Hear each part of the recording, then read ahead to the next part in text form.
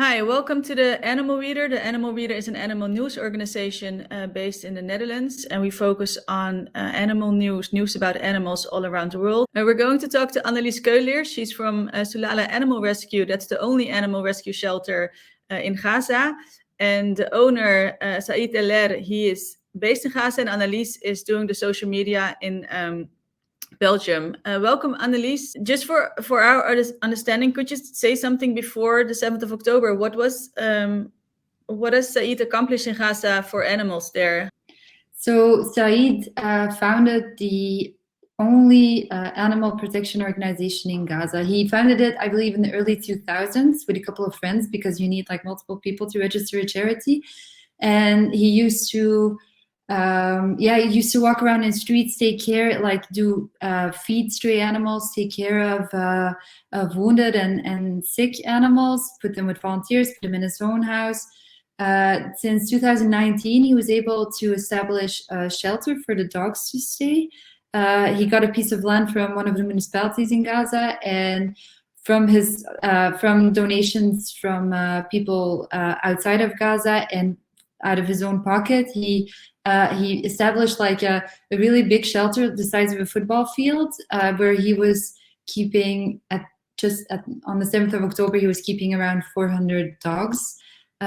He used to also just take all the cats to his own house. After a while, he got so many cats, this was unsustainable. So he started renting 2 houses to use as cat shelters. So he had 40 cats in his house and also 80 cats, 40 cats each in 2 other houses. And each one of his sons, he had one son living in each house for the cat shelter. So he was taking care of hundreds of animals, and he was also doing awareness sessions, or Sulala was doing awareness sessions. So volunteers used to visit schools to talk to children about the importance of treating animals correctly, about how this is in the Islamic religion, it is important to treat animals correctly, how when they see an animal on the street, they should give it food, they should give it water. And he, this is what he already accomplished, and it's quite amazing, but he also had really big dreams of doing much more. Like he wanted to build like 5 more shelters. He really wanted there to be no more stray animals in all of Gaza. So he had really big dreams, but he accomplished a lot. Is there an estimate on how many stray animals, stray dogs and cats Gaza has? There's no official estimate, but it's millions. Really, we're talking about millions of stray dogs and cats. Like there's a huge stray animal population in Gaza that are not spayed and not neutered, and yeah, we're talking about millions. Since the 7th of October, we've followed you on socials. You've posted on animals, and in the beginning it was mostly moving the 400 dogs from the shelter. You were very stressed in the beginning about those dogs. Where are all his stray animals at the moment? So when the Israeli army gave an order to the whole of the north of the Gaza Strip to go south, first it was difficult to believe. First we thought, well, let's see if this is true. Then eventually it turned out to be true. Saeed's internet got cut, but at the end of the day, I got in touch with him, and I found out that he managed to get all the cats to safety. And well, the dogs were in the shelter, and they were still in a safe area during that time because most of the bombing was happening in the cities, and there was no ground invasion yet. So basically, as I told you, Saeed had 40 cats in his house and then was renting 2 other apartments to use as cat shelters.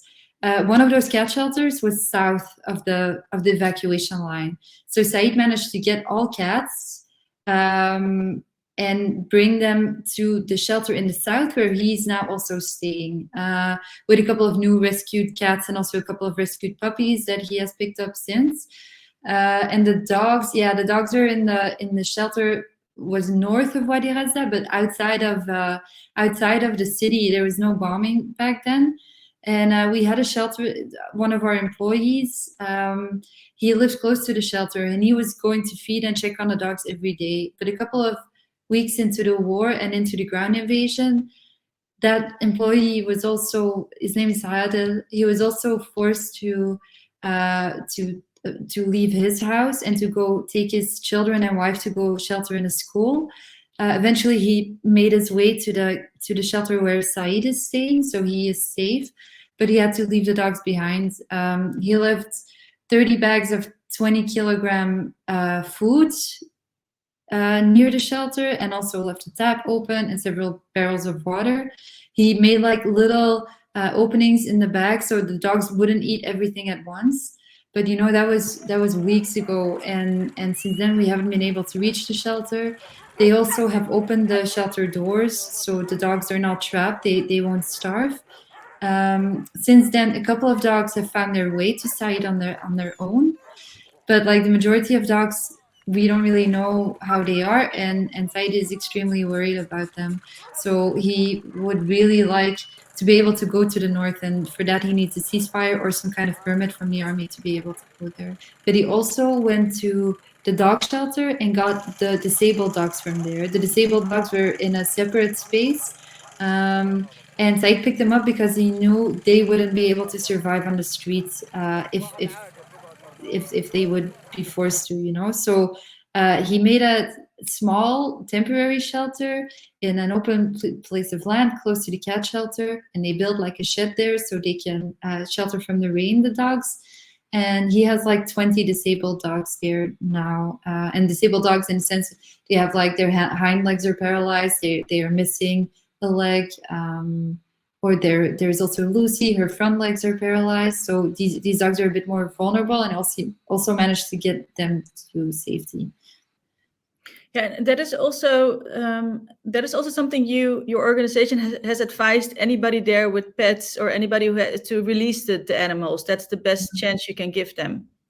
Yeah. Well, it's the only thing somebody can do, especially because like a lot of people have been taking their cats into shelters, but a dog, you can't really take that into a shelter. They're too big. Well, other people wouldn't always appreciate it if you take your dog to the shelter.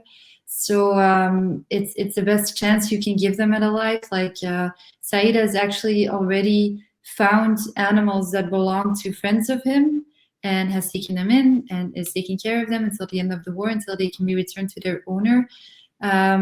Sometimes it's also, if you have like 5 minutes to evacuate your house before it's going to be bombed, you don't really have that much of a choice other than to set your animal free. And I don't think it's an easy choice for anybody who owns a pet, but it's really the only thing you can do in those circumstances. Yeah, we also receive a lot of messages in Arabic from people that are asking if we've seen their pets, or if we can go help their pets because their pet is still stuck in the north of Gaza. Unfortunately, it's quite difficult, but we can't, like Saeed can't move around. So you were interviewed by Belgian media, and you gave a quote on how animals also feel when bombs are coming or they hear sounds. Yeah, Saeed talks a lot about that. Like, apparently, when a warplane flies over, right before they make a certain sound, and right before the bomb drops, the sound of the plane changes, and at that moment, everybody feels this bomb's gonna drop on my head.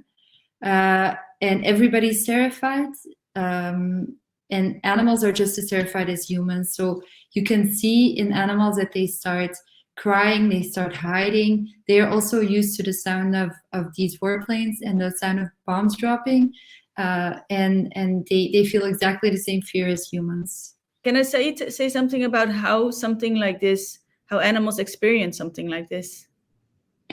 Yeah, well, it's absolutely terrible, you know, like it's unspeakable, the tragedy and the pain of war. Like, a lot of people have left their houses and have not set their animals free. So probably a lot of dogs have been tied up in the north. A lot of cats have been left inside of houses, and they're probably they're already dead. You know, we know many volunteers. We have many volunteers, people who have been feeding cats in the area around their houses.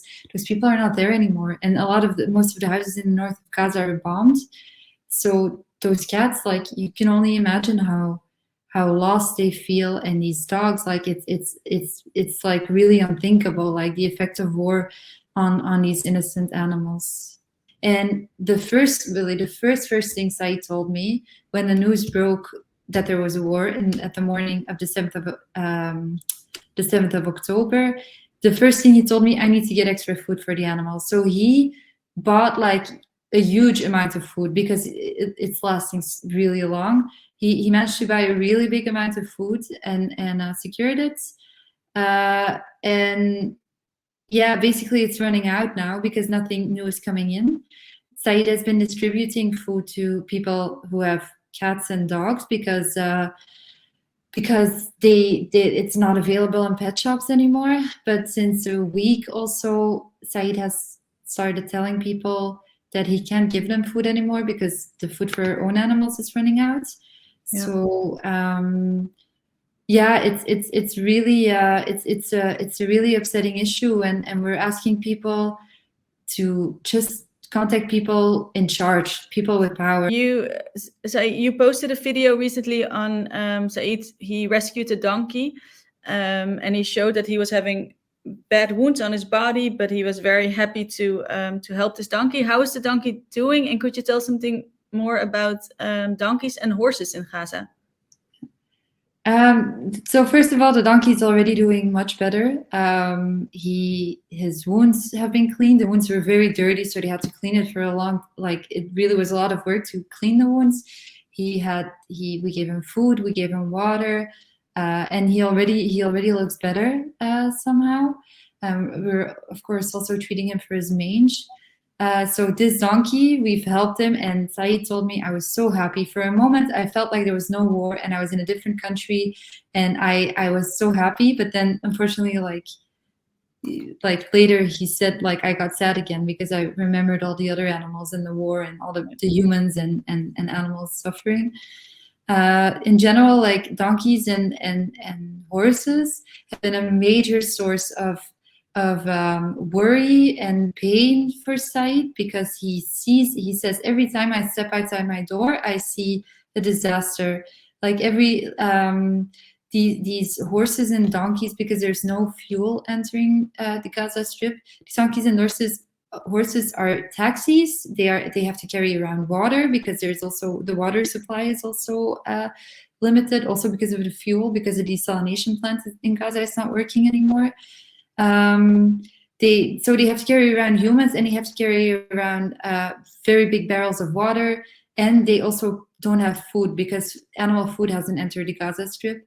So Saeed has been extremely angry, upset, in pain, seeing all these animals suffering and being unable to do anything about it. And how many animals have died so far? Could you say something about that? Is there a number on that? No, it's really impossible to know how many animals have died. We don't even know how many humans are under the rubble. There's probably also so many animals under the rubble. Like you see videos shared on social media of wounded animals. They actually absolutely break your heart. I never know whether to send it to Saeed because I know it will really hurt him.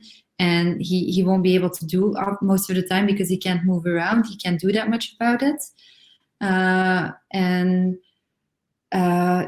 I imagine thousands of animals have died. Thousands, definitely thousands, because also many animals have starved because they have been separated from their owner, and animals have died in the bombings. We see many people taking care of animals. Many people are bringing, are carrying their dogs and their cats for kilometers when they're trying to get to safety. Many people are, despite the fact that there's a war going on, are still thinking about how will I help animals. Many children have come to Saeed to pick up food to feed stray animals. So there's so many people in Gaza that are taking really great care of animals. There's also 2 million people 2 million people in Gaza. So everybody is a unique individual and has its own perceptions towards animals. But we especially before the war, Saeed I know for sure Saeed has had a really positive impact on the community. I used to sometimes see messages, like I remember once seeing a message in Arabic from a man saying there's so many stray dogs in my area. I'm so sick of this. If you don't help us, if you don't come pick up these dogs, I'm going to start shooting them because I want to protect my family. I remember being angry reading that message. And a few hours later or a day later, I asked Saeed about it. Or I told Saeed, like, somebody sent this message and made me angry. And he said, oh, that man, oh, he's great. I talked to him. He's going to help me pick up the dogs. So Saeed as a person, he's also just, he's very good at impacting people's behavior in a good way, and approaching them in a way that doesn't antagonize them or would make them more angry, but would actually make them reconsider. Most people have a lot of kindness in their hearts, and most people have a lot to can still learn a lot about treating animals correctly. So he did have before the war, I know Saeed had a really big impact on the way that animals and children, the way that humans and children treat animals. And during this war, honestly, we see every day the people that are treating animals really well. And I'm sure the number is increasing every day with Saeed just talking to people. Where does this come? Where does this come from him? I've been following him since this started. I follow you daily, and I'm amazed by, even in this extreme suffering, he still cares for not even his own animals, for his shelter animals, but also for all animals. Yeah, I think even like Saeed is suffering like everyone, but most of Saeed's suffering right now comes from the fact that he feels responsible over these animals. He doesn't have a choice. He wouldn't be able to say, okay, now I'm only going to think about myself. For him, it's very natural. It's part of who he is. And so he, years ago, when I don't even know when, maybe in the 90s, 80s, he took a dog training course in Russia. He was part of the Palestinian Authority. This was part of a training organized for them. And he learned a lot about dogs in this training. And since then, he's realized like how dogs can be amazing friends. And ever since then, he's felt like I need to do something to structurally improve the situation of animals in Gaza. And yeah, it's just part of who he is. Like everything about Saeed is about animals, like. Also, if I have access to the Sulala social media, the pages he follows, it's all animal pages. When a couple of years ago, was it in 2020 or 2021, there were bushfires in Australia. His profile picture was a kangaroo, like fleeing from the fire. He's not even only thinking about animals in Gaza. He just feels bad for any animal everywhere in the world that suffers. And he also always tells me that any person who is kind to animals is a friend of his. So it's just part of his being. That's really beautiful. Yeah. What is I know there's a lot of animal lovers all over the world. Your DMs must be completely full, but people want to do something. But you already said animal food, it's not on the list now, but what can people, so is it sending money? What can people do? Yeah, well, it's true that we get so many messages from people asking to help. I think all of us feel very powerless right now, all over the world, seeing what's happening in Gaza. And what we tell people is please help put pressure to open the borders or to open the checkpoints. And also, if like other than that, please donate to us. A lot of people want to come to Gaza and volunteer, but this has never been possible. Also before the war, I've never been able to go to Gaza because you need a permit, and you only get permits if you work for United Nations, the Red Cross, like these big organizations, or if you have an Israeli press card. And I had neither. So you can donate and you can help put pressure to push those in charge to send in animal aid. Like what people in Gaza need most, including Saeed, is for the bombs to stop, like just so they can have a breath of air, so they can go see the damage, go see their houses. And for what the thing that's on Saeed's mind all the time is the fact that he wants to go north because he wants to go find the dogs and get them to safety, the dogs from the shelter. Like we know they're no longer in the shelter. They've probably they're probably roaming all over the Gaza Strip right now looking for food. That's also why already 3 dogs have found Saeed in the central area where he's staying now. But we really need a ceasefire, and we need a permit from the, like, we really want a permanent ceasefire, but in case of a temporary ceasefire, we really want a permit from the Israeli army to allow Saeed to go to the north. Saeed has made like many plans thinking about how to get to the dogs that have been roaming around the north, because the Israeli army is occupying that, and it's very dangerous to go there right now.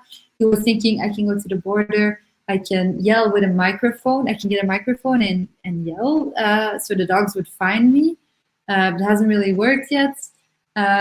He was also thinking I should get an ambulance and go to the north and go find the dogs. I should throw clothes that have my scent to the other side.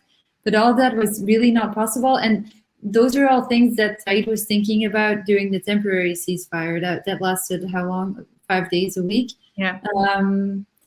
But now, like, because of the bombs, it's not possible any way to move around. So we need for the bombs to stop. We want to like permanent ceasefire. If we can't have a permanent ceasefire, at least a temporary ceasefire, and the ability to move north to go get animals to safety. Saeed even made a team. Like, he made a team of people that would be ready from the moment they would be able to go to the north, to go with different cars, to be able to pick up as many wounded animals as possible. So Saeed is really ready for that.